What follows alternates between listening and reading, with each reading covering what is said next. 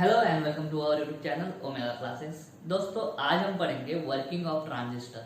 Transistor काम कैसे करता है, उसका कौन सा कॉन्फ़िगरेशन हम ज़्यादा यूज़ करते हैं, ठीक है।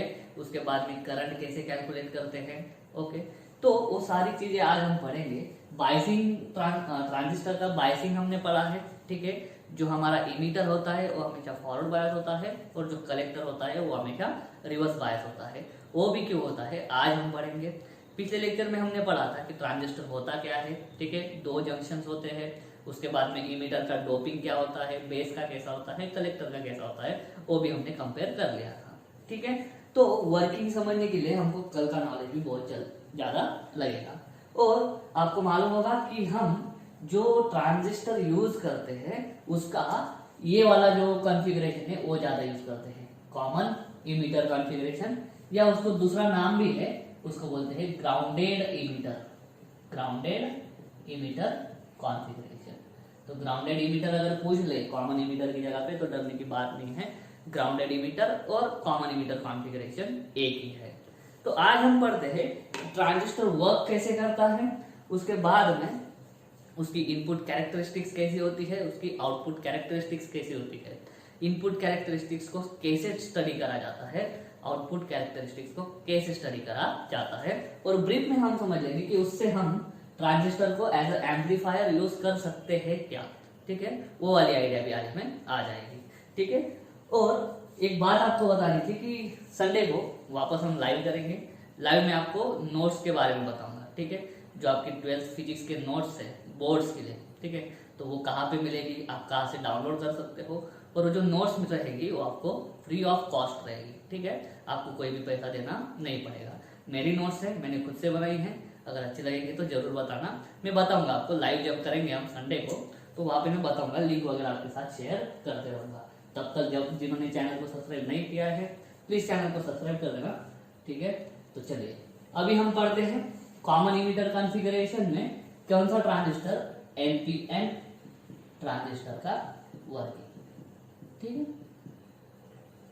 तो हम ट्रांजिस्टर की वो डायग्राम भी ड्रॉ करेंगे और सर्किट डायग्राम भी ड्रॉ करेंगे। तो एनपीएन ट्रांजिस्टर यहाँ पे बताता हूं मैं आपको, ये है हमारा एनपीएन ट्रांजिस्टर। अगर आपको कल याद होगा तो एमीटर की साइज मॉडरेट होती है, ओके, बेस थीन होता है और कलेक्टर बड़ा होता है।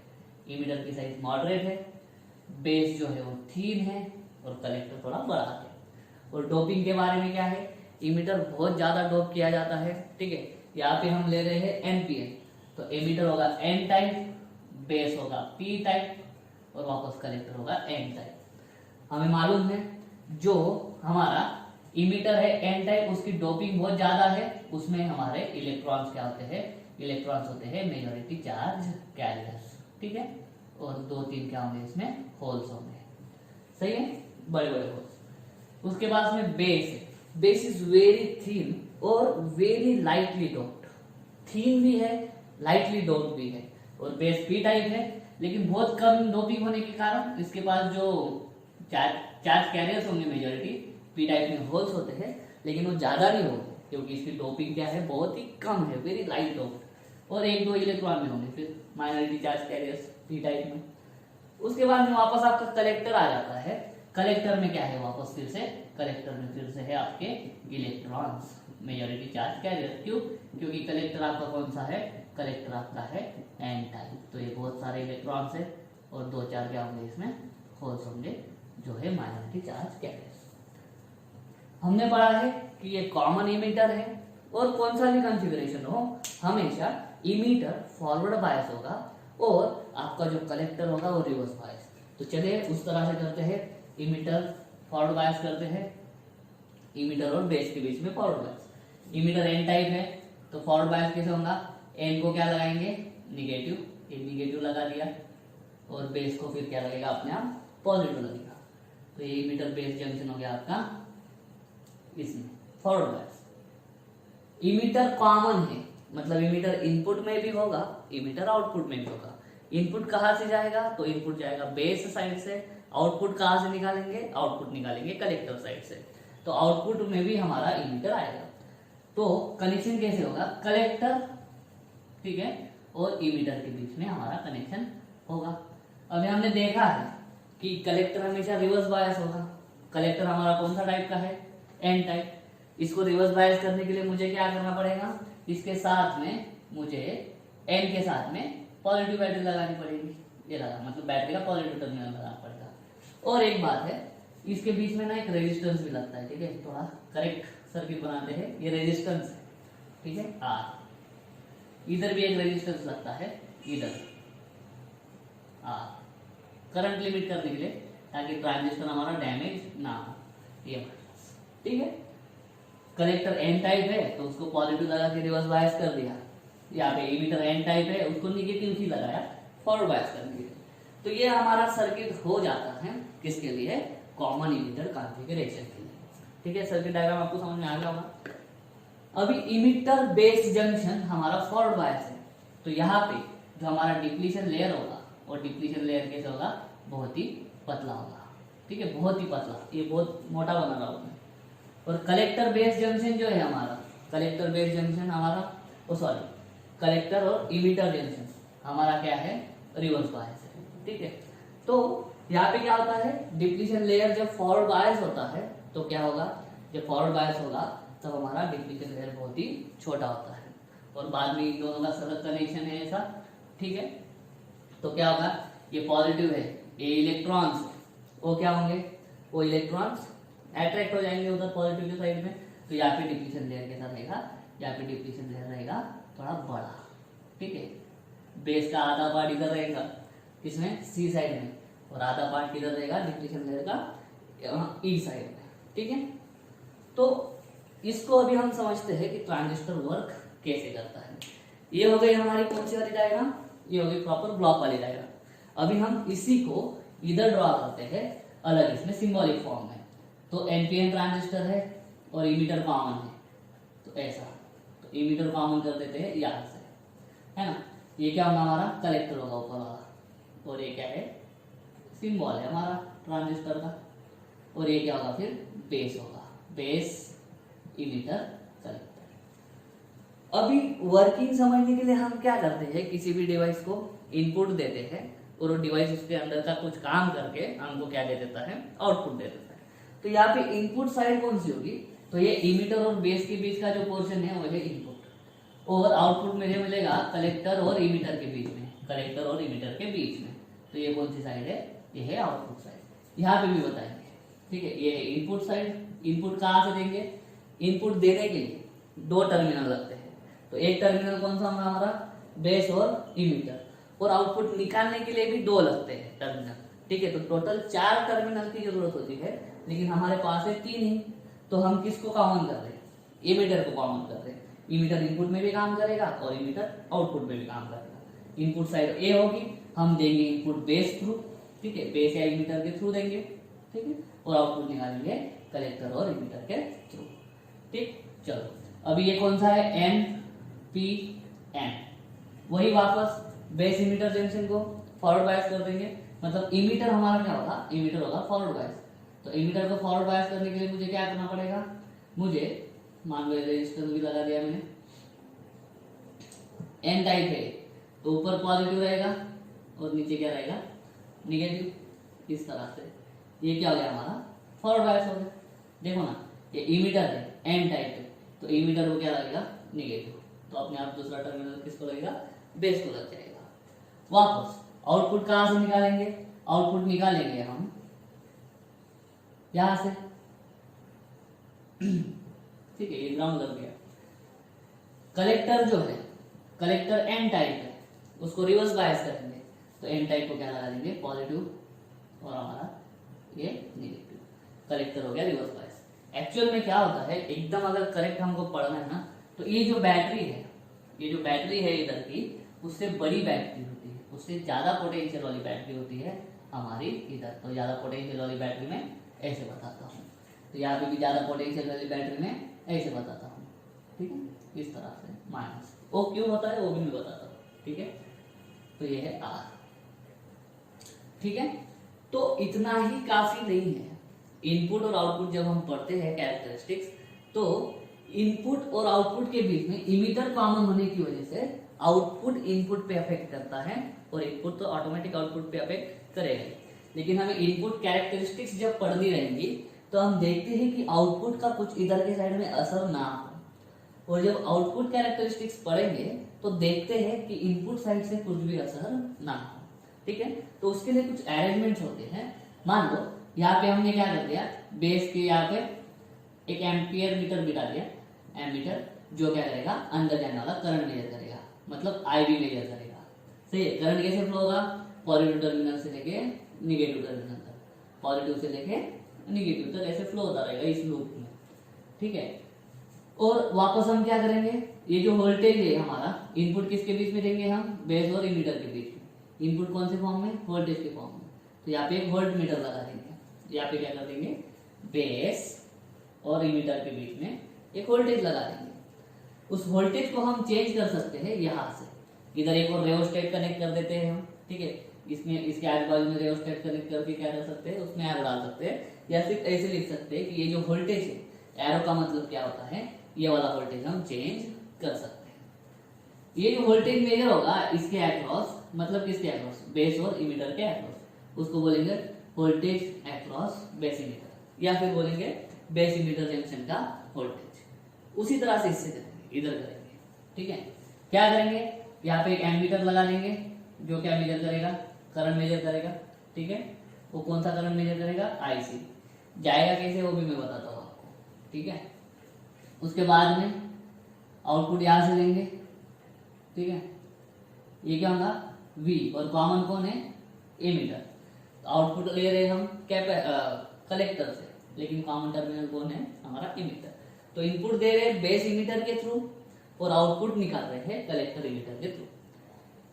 ये एमीटर बेस करंट मेजर करेगा, ये एमीटर कलेक्टर करंट मेजर करेगा। सही है, यहाँ तक ओके। तो इधर का इसको भी जो है, ये भी क्या कर सकते हैं हम, ये भी वोल्टेज हम चेंज कर सकते हैं। तो चलिए अभी पढ़ते हैं। सबसे पहले पढ़ेंगे हम इनपुट कैरेक्टरिस्टिक्स। ये कैरेक्टरिस्टिक्स पढ़ते पढ़ते ही क्या हो जाएगा, आपका ट्रांजिस्टर वर्किंग समझ में आ जाएगा। इनपुट कैरेक्टरिस्टिक्स, जब हम इनपुट कैरेक्टरिस्टिक्स पढ़ते हैं तो हमें क्या चाहिए कि आउटपुट साइड जो है वो इनपुट साइड पे असर ना करे। ठीक है, तो सबसे पहले समझते हैं इनपुट कैरेक्टरिस्टिक क्या होता है। इनपुट कैरेक्टरिस्टिक्स मतलब graph of input voltage and input current. Input voltage और इनपुट करंट के बीच का जो ग्राफ होगा उसी को हम बोलेंगे इनपुट कैरेक्टरिस्टिक्स, और उसके लिए आउटपुट का कौन सा पार्ट कांस्टेंट रखेंगे वो भी मैं आपको बता दूंगा। ठीक है, तो ये किसका ग्राफ होगा, मतलब actually graph of IB versus VBE। Input voltage कौन सा है हमारा, ये वाला इनपुट वोल्टेज। इसको चेंज करते जाएंगे और इसके हिसाब से हम देखेंगे कि IB कैसे चेंज हो रहा है। ठीक है, देखो करंट यहां से ऐसा जाएगा और यहां से करंट नीचे आएगा, इसको बोलते हैं इमीटर करंट। कलेक्टर साइड क्या होगा, ये पॉजिटिव है, तो कलेक्टर साइड से करंट कैसे फ्लो होगा, इस तरह से फ्लो होगा। सही है, तो आईसी की डायरेक्शन में बताता हूँ इस तरह से, क्योंकि current always flows from positive direction to negative direction. तो हमें ग्राफ ड्रॉ करना है IB वर्सेस VBE। तो हमारा जो बेस होगा, बेस करंट एक्चुअली IB, और यहाँ पे लिखेंगे हम VBE। और यूनिट की तरफ ध्यान देना, बेस करंट क्या होता है, माइक्रो एम्पियर में, माइक्रो एम्पियर। चलो ध्यान देते हैं, ये बाइसिंग कर दिया हमने। ठीक है, बाइसिंग जैसे ही करते हैं हम क्या करते हैं, इस रेओस्टेट से, यहाँ पे एक रेओस्टेट लगा होता है, रेओस्टेट मतलब वेरिएबल रेजिस्टेंस, और रेओस्टेट से वैरी करते हैं, उसको घुमाते हैं। रेओस्टेट जैसे जैसे घूमता है ना, आपका VBE बढ़ते जाता है। ठीक है, एक साइड पे घुमाओगे तो बढ़ती जाएगा। ये VBE को हम बढ़ाएंगे, तो इसको इसके लिए टेबल बनाते हैं। ठीक है, इसके लिए टेबल बनाते हैं। यहाँ पे एक पोर्शन कॉमन ये रखते हैं, अपन चेंज क्या कर रहे हैं हम, VBE, और ऑब्जर्व किसको कर रहे हैं, IB को। सही है, तो जैसे ही हम इसको फॉरवर्ड बायस करेंगे, ये वोल्टेज धीरे धीरे बढ़ेगा। ये बायसिंग वोल्टेज धीरे धीरे बढ़ाएंगे, ये बायसिंग वोल्टेज धीरे धीरे जैसे ही बढ़ेगा, बेस और इमीटर का वोल्टेज अपने अपने बढ़ेगा। ठीक है, रेओस्टेट की वजह से। तो बेस इमीटर वोल्टेज बढ़ेगा, कैसे, पहले 0 था, उसके बाद में उसको कर देते 0.2, उसके बाद में कर देते 0.4, उसके बाद में कर देते 0.6, उसके बाद में कर देंगे 0.8, 0 पॉइंट क्या लेगा 8 के बाद में 1.0, 1.2 ऐसे चलता रहेगा। और उसके रिस्पेक्ट में हम आईबी की वैल्यू मेजर करते जाएंगे। अभी यहाँ पे देखना, जब हमारा कौन सा जंक्शन इमीटर और बेस, इमीटर और बेस इन दोनों के बीच का ये है इनपुट, ये जंक्शन हमारा कौन सा है फॉरवर्ड बायस। फॉरवर्ड बायस में क्या होता है डिप्लीशन लेयर धीरे धीरे कम होते जाता है, लेकिन डिप्लीशन लेयर तुरंत कम नहीं होता है, डिप्लीशन लेयर धीरे धीरे कम होता है जैसे जैसे हम वोल्टेज बढ़ाएंगे। और मान लो अगर ये सिलिकॉन ट्रांजिस्टर है, सिलिकॉन सेमीकंडक्टर के मटेरियल की वजह से बना है, तो हमें मालूम है सिलिकॉन का जो नी वोल्टेज होता है या फिर कट-इन वोल्टेज होता है, ठीक है, या फिर थ्रेशोल्ड वोल्टेज होता है, वो कितना होता है 0.6 टू 0.7 वोल्ट, ठीक है। तो जब तक हमारा ये जो है इनपुट बेस इमीटर वोल्टेज जब तक 0.6 तक जाता नहीं, तब तक हमारा यहाँ से करंट हमको दिखेगा नहीं, मतलब आईबी के अंदर जाने वाला करंट हमको दिखेगा नहीं, ठीक है। तो आईबी के अंदर जाने वाला करंट हमको दिखेगा नहीं, तो हमको यहाँ पे क्या मिलेगा, एमीटर हमको कितनी रीडिंग देगा, एमीटर हमको तब तक 0 ही देगा। तो 0 0 0, ठीक है, या फिर मान लो 0.1 यहाँ पे मिल गया। उसके बाद में जैसे ही हमारा क्या होगा 0.6 रीच हो जाएगा, 0.6 जैसे ही रीच हुआ हमारा स्टार्ट हो गया क्या 1, 0.8 पे 2, 1 पे वापस कितना 4, वापस 1.2 पे 6, इस तरह से क्या हो गया हमारा करंट बढ़ना शुरू हो गया। क्योंकि क्या है 0.6 पे हमारा डिप्लीशन लेयर वैनिश हो जाता है। डिप्लीशन लेयर वैनिश हो जाता है मतलब अभी रेजिस्टेंस जो बैरियर था वो बैरियर खत्म हो जाता है। बैरियर खत्म हो गया मतलब नो रेजिस्टेंस, नो रेजिस्टेंस मतलब large number of carriers can move across the junction, और लार्ज नंबर ऑफ कैरियर जैसे अक्रॉस द जंक्शन मूव कर जाते हैं करंट फ्लो होने लग जाता है।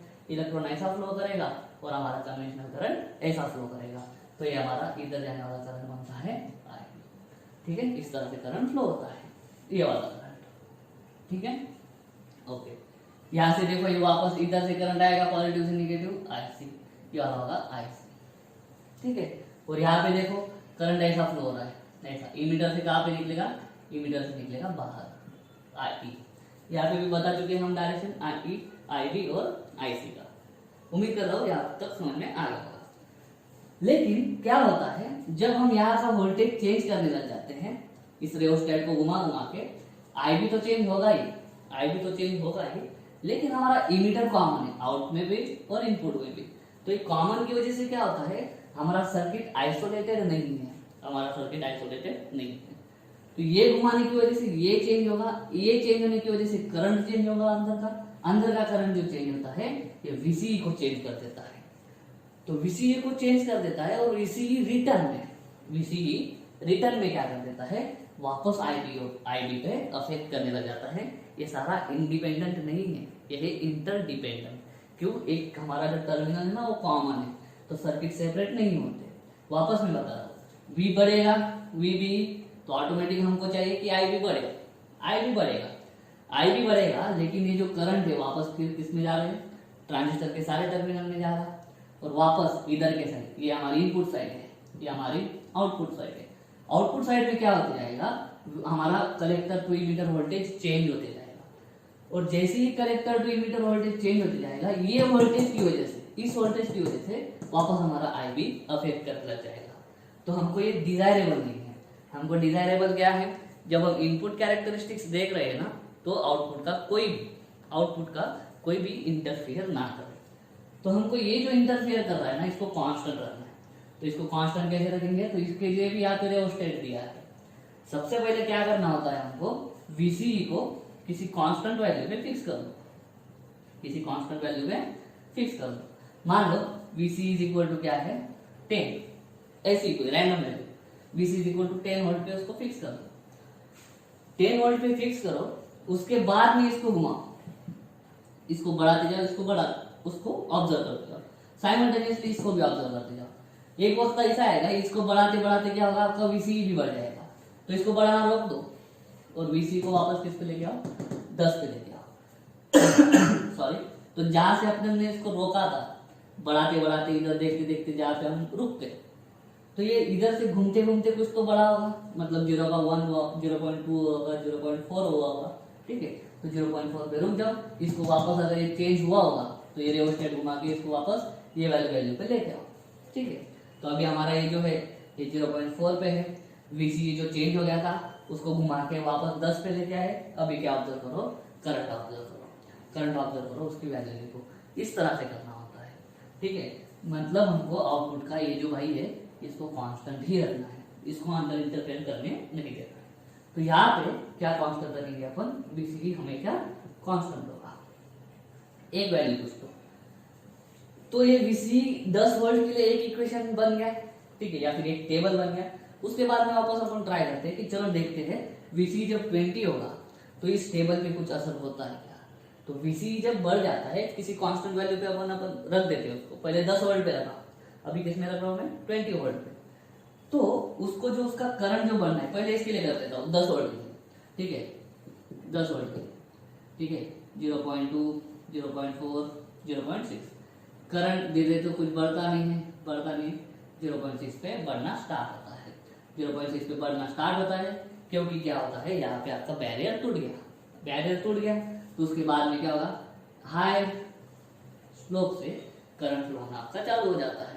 जैसे जैसे करंट बढ़ेगा, सॉरी जैसे जैसे वोल्टेज बढ़ेगा आपका वैसे वैसे क्या होगा, लीनियरली आपका करंट भी बढ़ता है। ये जो कैरेक्टरिस्टिक्स है एग्जैक्टली सेम है forward bias PN junction diode का, कुछ भी डिफरेंस नहीं है। और इसमें क्या है, पीएन जंक्शन डायोड ही है, दो डायोड चिपका दिया मतलब, है ना, दो जंक्शन निकाल, एक यहाँ से यहाँ तक, एक पर ये बीच बीच में इंटरफेयर करता है, इसको कांस्टेंट रख देंगे, इसको घुमा के रियोस्टेट को घुमा के।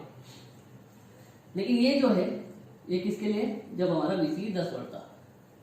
बाद में हमने सोचा कि VCE को मैं 20 पे रखता हूँ, 20 पे या 12 पे रखता हूँ, किसी पे भी हायर वैल्यू पे रखता हूँ।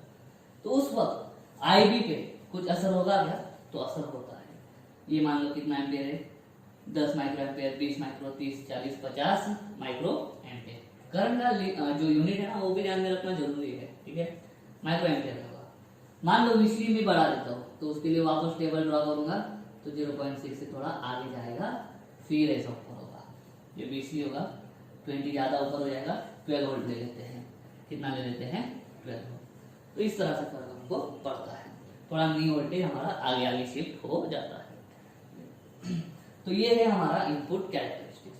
तो इनपुट कैरेक्टरिस्टिक्स से हमें क्या पता चलता है, अगर हम इनपुट वोल्टेज बढ़ाते हैं तो करंट धीरे धीरे बढ़ता है, बिल्कुल शुरुआत में तो बढ़ता ही नहीं है, लेकिन जैसे ही कट इन वोल्टेज आ जाता है, थ्रेशोल्ड वोल्टेज या नी वोल्टेज आ जाता है उस जंक्शन का, फॉर एग्जांपल 0.6 वोल्ट सिलिकॉन के लिए, उसके बाद में करंट लीनियरली बढ़ना शुरू हो जाता है।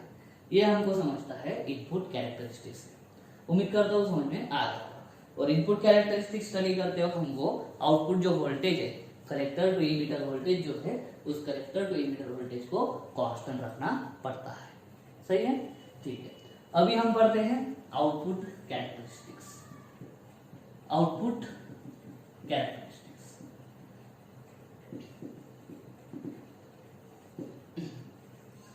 आउटपुट कैरेक्टरिस्टिक्स पढ़ने से पहले हम इस ब्लॉक को कंप्लीट कर लेते हैं। अभी तक क्या हुआ है देखो, ये फॉरवर्ड बायस हो गया जंक्शन, ये फॉरवर्ड बायस हो गया, ये पॉजिटिव है और ये क्या है नेगेटिव। यहाँ से इलेक्ट्रॉन रिपेल होंगे, इलेक्ट्रॉन क्या होंगे रिपेल, और यहाँ से होल रिपेल होंगे ऐसे आने का, क्योंकि होल्स के साथ में क्या लगा है पॉजिटिव। लेकिन होल्स के पास है ना, सॉरी जो बेस है, बेस के पास होल्स बहुत ही कम है, क्योंकि बेस जो है वेरी लाइटली डोप है और थिन भी है। थिन होने की वजह से पहले ही उसके पास होल कम है और डोपिंग और भी कम है, मतलब डोपिंग कम है तो होल ज्यादा नहीं बढ़ाएंगे, डोपिंग कम मतलब होल भी कम। लेकिन इमीटर हमारा जो है वो वेरी हेवी डोपिंग, मतलब बहुत ही ज्यादा। अगर हमने इमीटर के अंदर 1000 डोपेंट्स डाले हैं तो बेस के अंदर हमने सिर्फ 10 या 20 डोपेंट्स डाले हैं, और कलेक्टर के अंदर कितने डालेंगे, 100-200 डालेंगे, क्योंकि कलेक्टर की जो डोपिंग है वो मॉडरेट होती है। सबसे हेवी डोपिंग होती है इमीटर की। तो जो मेजोरिटी कैरियर्स है इलेक्ट्रॉन इमीटर में, एनपीएन ट्रांजिस्टर के लिए, वो बहुत ज्यादा होते हैं, तो इलेक्ट्रॉन तुरंत इधर आ जाएंगे। बैरियर पोटेंशियल बहुत ही कम होता है, जैसे 0.6 पे आ जाएंगे बैरियर पोटेंशियल निकल जाएगा, ये सारे इमीटर बेस में आ जाएंगे, सारे इमीटर बेस में आ जाएंगे। बेस के जो होल्स है वो इमीटर के इलेक्ट्रॉन्स के साथ में कंबाइन हो गए, लेकिन होल्स की संख्या कम है। अगर 100 इलेक्ट्रॉन्स यहाँ से अंदर इसमें घुसे हैं तो बेस के सिर्फ 5% होल्स, बेस के अंदर के सिर्फ 5% होल्स ही क्या कर सकते हैं, हमारे इलेक्ट्रॉन के साथ में कंबाइन हो सकते हैं, क्योंकि होल्स बहुत ही कम है। यहाँ पे इलेक्ट्रॉन 100 आ रहे हैं, तो इधर कितने हैं होल्स, 4 या 5 ही है, बहुत कम है, बहुत लाइट डोपिंग है। तो इलेक्ट्रॉन के साथ कितने होल्स कंबाइन होंगे, सिर्फ 5%। कितने, 5%। तो थोड़ा सा करंट किसमें जाएगा, थोड़ा सा करंट हम बोल सकते हैं बेस के अंदर जाएगा। तो टोटल एमिटर करंट का, टोटल एमिटर करंट का, अभी मैं एमिटर करंट बोल रहा हूं, मतलब ये इलेक्ट्रॉन की वजह से करंट। तो टोटल करंट का सिर्फ 5% जो करंट है वो किसके अंदर जाता है, 5% करंट बेस के अंदर जाता है। ठीक है, उसके बाद में कलेक्टर के बारे में सोचते हैं। अभी कलेक्टर को ध्यान से देखना, ये हमारा जो पोटेंशियल बैरियर है, ये पोटेंशियल बैरियर हट गया। ठीक है, अभी हम डायरेक्ट इस बैरियर को निकाल देते हैं। ठीक है, अब यहाँ पे दूसरा है, यहाँ पे दूसरा जो डिप्लीशन लेयर है वो किसके किसके बीच में है, बेस और हमारा कलेक्टर। ये अब ये बेस हो गया पूरा, माना है ना, क्योंकि बेस अभी हट ही गया है पूरा, डिप्लीशन लेयर हटने की वजह से इमिटर के सारे इलेक्ट्रॉन बेस में चले। अभी दो रास्ते हैं करंट के, इमिटर इलेक्ट्रॉन के पास में, इलेक्ट्रॉन ऐसे नीचे आ सकते हैं जिसकी वजह से बेस करंट ऐसा फ्लो होगा, इलेक्ट्रॉन ऐसे आएंगे तो बेस करंट ऐसा जाएगा, पक्का है, क्योंकि करंट की डायरेक्शन अपोजिट होती है। लेकिन एक बात यहाँ पे ध्यान में रखना है, ये जो है वापस यहाँ पे अभी इलेक्ट्रॉन्स आ गए, बेस का जंक्शन फूट गया पूरा, अभी यहाँ पे इलेक्ट्रॉन्स आ गए, तो ये जो डिप्लीशन लेयर ज्यादा है, रिवर्स बायस में क्या होता है, रिवर्स बायस में majority charge carriers junction cross नहीं कर सकते, डिप्लीशन लेयर क्रॉस नहीं कर सकते, लेकिन माइनॉरिटी चार्ज कैरियर्स क्या कर सकते हैं, जंक्शन को आराम से क्रॉस कर सकते हैं। तो यहाँ पे देखो कलेक्टर जो है हमारा, कलेक्टर रिवर्स बायस्ड है, क्या है, रिवर्स बायस। तो यहाँ पे जो इलेक्ट्रॉन्स है वो क्या होंगे, ऐसे अट्रैक्ट हो जाएंगे बैटरी की तरफ, इधर नहीं आएंगे, लेकिन इलेक्ट्रॉन के साथ साथ ये इधर का जो एमिटर के पास जो इलेक्ट्रॉन थे वो भी अभी इस डिप्लीशन लेयर के पास है। इलेक्ट्रॉन पे कौन सा चार्ज है, इलेक्ट्रॉन पे चार्ज होता है निगेटिव। और ये जो हाई वोल्टेज बैटरी है, देखो इसका पोटेंशियल बहुत ज्यादा है, अगर इमिटर चाहता, अगर इलेक्ट्रॉन्स चाहता तो इलेक्ट्रॉन वापस ऐसे अंदर जा सकता था नीचे के साइड, इलेक्ट्रॉन ऐसे नीचे के साइड जा सकता था, लेकिन ये जो हाई वोल्टेज बैटरी है इसका पोटेंशियल ज्यादा है, इसका पोटेंशियल ज्यादा है, मतलब ये ज्यादा जोर से खींच सकती है इसको, इलेक्ट्रॉन को। और इलेक्ट्रॉन यहाँ पे क्या है, इस डिप्लीशन लेयर के लिए इलेक्ट्रॉन हमारा माइनॉरिटी चार्ज कैरियर है, इलेक्ट्रॉन हमारा क्या है, माइनॉरिटी चार्ज कैरियर। ठीक है, इलेक्ट्रॉन जो माइनॉरिटी चार्ज कैरियर है वो आराम से क्या करते हैं, रिवर्स बायसिंग की वजह से, रिवर्स बायसिंग की वजह से, रिवर्स बायसिंग की वजह से वो आराम से क्या कर लेंगे, ये जंक्शन क्रॉस कर लेंगे, क्योंकि इस रिवर्स बायसिंग के लिए हमारा ये इलेक्ट्रॉन क्या है, ये हमारा इलेक्ट्रॉन है माइनॉरिटी चार्ज कैरियर, और रिवर्स बायस में माइनॉरिटी चार्ज कैरियर आराम से क्रॉस हो जाते हैं जंक्शन को। तो ये हाई वोल्टेज बैटरी इसको तुरंत खींच लेती है और बहुत सारे इलेक्ट्रॉन इधर निकल लेते हैं, नीचे नहीं जाते, इधर निकल लेते हैं। सही है, तो ज्यादा करंट फ्लो हो जाता है, कौन सा, इलेक्ट्रॉन करंट, ऐसा। तो हमारा कन्वेंशनल करंट कैसे फ्लो होगा, ऐसा। ठीक है, तो आईसी का डायरेक्शन मैंने जो भी इधर डायरेक्शन दिखाई है करंट की, वो कन्वेंशनल करंट की है। तो इस तरह से, तो यहां से आपको पता चलता है कि आई इज इक्वल टू क्या होगा, आई बी प्लस आई सी। कैसे, देखो इनकमिंग किरचॉफ लॉ मालूम होगा, आईसी इनकमिंग है, आईबी भी क्या है, इनकमिंग। आउटगोइंग करंट कौन है, एक ही। किरचॉफ लॉ क्या बोलता है, total incoming current is equal to total outgoing current. तो टोटल आउटगोइंग सिर्फ आई है और दोनों इनकमिंग है, आईबी प्लस आईसी। यहां से भी देख लो, हमारा आईबी अंदर जा रहा है, आईसी भी अंदर आ रहा है, दोनों आ रहे हैं इधर। ठीक है, और निकल कौन रहा है, बाहर निकल रहा है हमारा आई। ठीक है ना, तो total incoming current is equal to total outgoing current. तो इस तरह से जंक्शन का फॉरवर्ड बायस और रिवर्स बायस होने की वजह से हमारा जो कलेक्टर है, जहां से आउटपुट हमें चाहिए, इनपुट भले ही हमारा कम हो, इनपुट भले ही हमारा आईबी बहुत कम होता है, IB is only 5% of IB, और इनपुट में जो करंट जा रहा है वो आईबी ही जा रहा है। वो कितना जा रहा है, आईबी, क्योंकि इनपुट करंट कौन सा है, आईबी।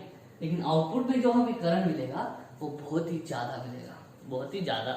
आईसी कितना होता है, आईसी होता है 95% ऑफ आईबी। ठीक है, ये बात ध्यान में रखना बहुत जरूरी है। ये वाली कैरेक्टरिस्टिक्स एम्पलीफायर बनाने में यूज करी जाती है। अभी हम देखते हैं आउटपुट कैरेक्टरिस्टिक्स। आउटपुट कैरेक्टरिस्टिक्स में क्या होगा, it is a graph between output voltage and output current, और यहाँ पे भी इनपुट साइड का कुछ तो कांस्टेंट हमें रखना पड़ेगा। ठीक है, तो क्या कांस्टेंट रखना है वो भी मैं आपको बताता हूं। देखो आउटपुट वोल्टेज क्या है, Vc, और आउटपुट करंट क्या है, Ic। इन दोनों पे कौन अफेक्ट कर सकता है, इन दोनों पे अफेक्ट कर सकता है हमारा Ib। सिंपल है, अगर Ib पे Vce अफेक्ट करेगा तो इन टर्म क्या है, Vce पे भी कौन अफेक्ट कर रहा है, Ib हमारा अफेक्ट कर रहा है। तो हम जब आउटपुट कैरेक्टरिस्टिक्स पढ़ेंगे तो इनपुट के किसी ने भी इंटरफेयर नहीं करना चाहिए, लेकिन इनपुट का एक करंट जो है वो इधर इंटरफेयर करता है, तो उसको हमें क्या रखना है, कांस्टेंट रखना है अलग अलग वैल्यू पे। जैसे यहाँ पे Vc ही कांस्टेंट रखते थे, वैसे हम यहाँ पे Ib कांस्टेंट रखना है। ठीक है, तो चलिए पहला ग्राफ प्लॉट करते हैं।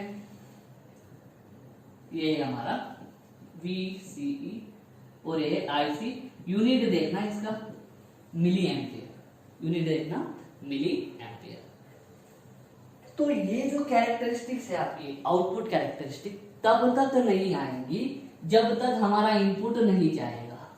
अगर इनपुट नहीं दे रहे हैं तो आउटपुट कहां से आएगा, इनपुट जब जाएगा मतलब आईबी करंट हमारा कब स्टार्ट होगा, तो आईबी करंट हमारा तब स्टार्ट होगा जब हमने क्या कर दिया है, ये जो है इसको बोलते हैं cut in stage, cut in stage. और इधर का जो है, इधर का पोर्शन है उसको बोलते हैं कट ऑफ। ऑफ है मतलब बेस करंट क्या है हमारा, ऑफ है, कुछ भी नहीं जा रहा है। जैसे ही कट हो जाता है, डिप्लीशन लेयर कट हो जाता है, तो उसको बोलते हैं हम कट इन थ्रेशोल्ड या नी वोल्टेज, कुछ भी बोल सकते हैं। जब तक यहाँ से इनपुट नहीं जाएगा, मतलब यहाँ से हम इस VB को 0.6 या उससे ऊपर नहीं करते हैं, तब तक हमारा जाएगा नहीं। तो ये प्रॉपर्टी हमें या फिर ये कैरेक्टरिस्टिक हम कब स्टडी कर सकते हैं, जब हमारा कटिंग स्टेज आ चुका हो, कटिंग स्टेज आ चुका हो। ठीक है, आ गया। ठीक है, और आईबी को हमने रेयोस्टेट को यहाँ से घुमाया, VBA को क्या कर दिया 0.6 से ज्यादा कर दिया, और एक रिस्पेक्टिव आईबी की वैल्यू गिन दी। आईबी है मान लो 10 माइक्रोएम्पियर, तो यहाँ पे आईबी को हमको कांस्टेंट रखना है। आईबी को 10 माइक्रोएम्पियर पे कांस्टेंट रखो, क्योंकि आईबी माइक्रोएम्पियर में होता है। माइक्रोएम्पियर पे कांस्टेंट रखो, धीरे धीरे इसको बढ़ाते जाओ, धीरे धीरे इसको बढ़ाते जाओ। इसी तरह से टेबल बनाओ। अभी टेबल बनाने की जरूरत है नहीं, चलो फिर भी बना लेता हूँ। ठीक है, चाहो तो आप इसका स्क्रीनशॉट ले सकते हो। फिर मैं इसी टेबल में क्या करूंगा, इसी टेबल में मैं आपको आउटपुट कैरेक्टर्स का टेबल बना दूंगा। ठीक है, जगह कम है, स्क्रीनशॉट ले लिया होगा आपने।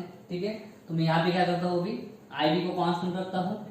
यहाँ पे आईबी को कितने पे मैंने कांस्टेंट रखा है, आईबी को मैंने 10 माइक्रोएम्पियर पे कांस्टेंट रखा है।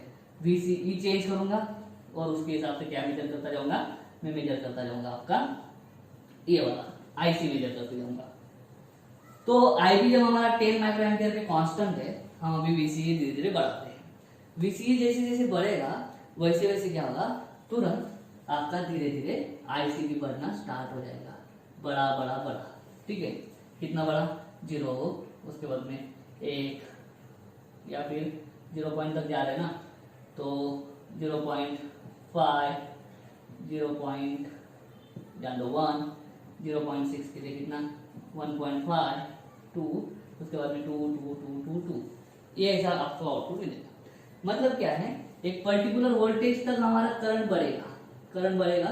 एक पर्टिकुलर वोल्टेज रीच होने के बाद में हमारा करंट बढ़ना बंद हो जाएगा सैचुरेशन स्टेज में। कौन सा स्टेज में, सैचुरेशन। क्योंकि आउटपुट साइड कलेक्टर साइड है रिवर्स बायस, और रिवर्स बायस में क्या होता है, हमारा सैचुरेशन करंट फ्लो होता है। तो हो गया। तो IB जब हमारा 10 माइक्रोएम्पियर था, तो IC हमको कितना मिला, कौन से कितने पे सैचुरेट हुआ है, 2 मिली एम्पियर पे। कितने पे, 2 मिली एम्पियर पे। अभी सेम वैसा ही टेबल हम ड्रॉ करेंगे जब मैं अभी IB को रख देता हूँ 20 माइक्रोएम्पियर पे, 20 माइक्रोएम्पियर पे वोल्टेज यही रखता हूँ। लेकिन अभी हमारा जो करंट है वो करंट बढ़ना, देखो क्या हो जाएगा, हमारा करंट बढ़ना स्टार्ट हो जाएगा। यहाँ से सीधा 2 पे हुआ था, तो इसको क्या करते बाद में 4 में, ऐसा आएगा। क्या आएगा आपका 0.5, 1, 2। ठीक है, ऐसा जल्दी जल्दी रीडिंग हम बढ़ा देंगे। ठीक है, या फिर अच्छे से दिखना चाहिए, तो 1, 2, 3 इस तरह से करंट फ्लो होने लग जाएगा 4 को कांस्टेंट। तो वापस बढ़ाओ इसको, जैसे जैसे वोल्टेज बढ़ेगा करंट बढ़ेगा, करंट बढ़ेगा, करंट बढ़ेगा, एक पॉइंट आएगा वहां पे करंट क्या हो जाएगा आपका, वहां पे करंट कांस्टेंट हो जाएगा। इस तरह से तो आईवी को हमने जब 20 माइक्रो एम्पियर पे, आईवी जब हमारा 20 माइक्रो एम्पियर था तो हमको आईसी कितना मिला 4। वैसे ही अगर मैं आगे बढ़ा दे जाता हूँ, आईवी को मैं 30 पे रखता हूँ, IV is equal to 30 micro ampere, तो हमको वापस एक करंट सैचुरेट कितने पे मिलेगा मुझे, करंट सैचुरेट मिलेगा मुझे 6 मिली एम्पियर पे। तो इनपुट साइड ढंग से देखो, इनपुट हम दे रहे हैं आईवी माइक्रो एम्पियर में, आईवी दे रहे हैं माइक्रो एम्पियर में, लेकिन हमको मिल रहा है क्या, मिली एम्पियर में। देख लो जब 30 माइक्रो एम्पियर था हमारा तो हमको कितना मिल रहा है 6 मिली एम्पियर, ठीक है। 30 इंटू 10⁻⁻6 इनपुट है हमारा, ठीक है। आउटपुट क्या है 6 इंटू 10⁻⁻3, सही है। तो ये क्या आ जाएगा 3 इंटू 10⁻⁵, उधर जाएगा तो कितना, डिवाइड करके देखते हैं, ठीक है। गेन निकालते हैं, इसको बोलते हैं गेन, बताता हूँ क्या होता है। 6 इंटू 10⁻³ डिवाइडेड बाय ये 3 इंटू 10⁻⁵, 3 इंटू 10⁻⁵, 6/3 2 इंटू 10⁻² कितना आएगा 2, तो 200, कितना 200 गुना, कभी कभी ऐसा होगा कि 2000 गुना क्या होगा, हमारा आउटपुट करंट बढ़ जाएगा। तो हमारा एम्पलीफायर क्या कर रहा है, हमारा एम्पलीफायर है, मतलब सॉरी हमारा जो ट्रांजिस्टर है वो एम्पलीफाई कर रहा है, जो इनपुट करंट हम भेज रहे हैं उस इनपुट करंट को एम्पलीफाई कर दे रहा है। तो यही एक एप्लीकेशन है ट्रांजिस्टर एज एम्पलीफायर, हम इसको यूज कर सकते हैं। वही हो रहा था, सारे के सारे इलेक्ट्रॉन्स ऐसे निकल जा रहे थे, आईवी के साइड का करंट क्या था, बहुत ही कम था। तो ध्यान में रखना है, वीसी चेंज करोगे, देखो वीसी को मैंने किसी एक वैल्यू पे कांस्टेंट रख दिया, मान लो वीसी को मैंने किसी वैल्यू पे कांस्टेंट रख दिया, और खाली में क्या करते गया, इधर से नॉब चेंज करते करते आईवी बढ़ाते गया, आईवी जैसे जैसे बढ़ाऊंगा वैसे वैसे हमारा आईसी भी बढ़ते जाएगा, ठीक है। तो ये क्या हो रहा है, इनपुट करंट को हम एम्पलीफाई करके बड़ा करंट बना रहे हैं। तो ट्रांजिस्टर एज एम्पलीफायर हम यूज कर सकते हैं। चाहो तो स्क्रीनशॉट इसका आप ले सकते हो। फिर हमको एक थोड़ा गेन देखना है, ठीक है। दो तरह के गेन इसमें मेंशन है, एक अल्फा है और बीटा है, उन दोनों के बीच का हम रिलेशन देख लेंगे और उसके बाद में बाकी का कर लेते हैं। तो दोस्तों ये वर्किंग से आपको एक बात पता चल गई होगी कि आई जो है हमारा वो क्या होता है, आईवी प्लस आईसी, ठीक है। तो यहाँ पे दो तरह के गेन डिफाइन है, एक है बीटा डीसी बोलते हैं जो है रेशो आईसी अपॉन आईवी का, ठीक है, और दूसरा है अल्फा डीसी जो है आईसी अपॉन आई का, ठीक है। तो जो है हमारा आई जो है उसको हमने ऐसा लिखा, ठीक है। तो उसकी वजह से आईसी क्या हो जाएगा, therefore IC is equal to I minus IV, है ना। तो मैं क्या करता हूँ, सब तरह क्या करता हूँ, आईसी से डिवाइड कर देता हूँ। आईसी से डिवाइड किया तो यहाँ पे 1 हो जाएगा, यहाँ पे हो जाएगा I upon IC minus IB upon IC, I upon IC.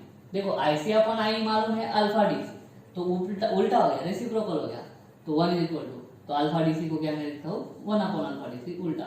ये भी देखो उल्टा हो गया, आईसी अपॉन आईवी है हमारे पास बीटा, तो आईवी अपॉन आईसी क्या होगा 1 अपॉन बीटा, ठीक है, बीटा लिखता हूँ। तो उसकी वजह से क्या आ जाएगा, ये माइनस इधर आ जाएगा, 1 माइनस होके इधर का माइनस इधर plus 1 upon beta is equal to 1 upon alpha. इसको सॉल्व करो, beta into 1 beta plus 1 upon beta is equal to 1 upon alpha. Therefore alpha is equal to, ये 1 अपॉन अल्फा ऐसा है तो उल्टा कर दो इधर बीटा अपॉन बीटा प्लस 1। तो ये अल्फा और बीटा के बीच का आपको रिलेशन ध्यान में रखना है। एक रिलेशन ध्यान में रखो, दूसरा रिलेशन ध्यान में रखने की जरूरत आपको है नहीं, ठीक है। तो ये था हमारा वर्किंग ऑफ ट्रांजिस्टर। उम्मीद करता हूँ आपको समझ में आ गया होगा, ठीक है। अगले वीडियो में हम और देखेंगे कि ट्रांजिस्टर को एम्पलीफायर की तरह यूज हम कैसे कर सकते हैं, ठीक है। आज का वीडियो अच्छा लगा है तो वीडियो को लाइक करो, वीडियो को शेयर करो, चैनल को सब्सक्राइब कर देना। मिलता हूँ नेक्स्ट वीडियो में, तब तक के लिए